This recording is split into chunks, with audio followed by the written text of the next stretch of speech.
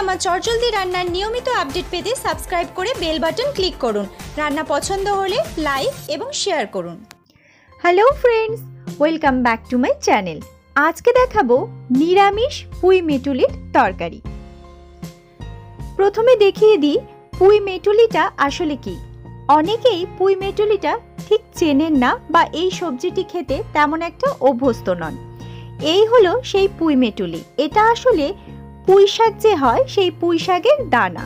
প্রথমে এরকম কচি থাকে, তারপর পেকে গিয়ে পার্পল কালারের হয়ে যায়, তারপর সেটা শুকনো করে ছড়ালেই হয়ে যায় পুঁই শাক।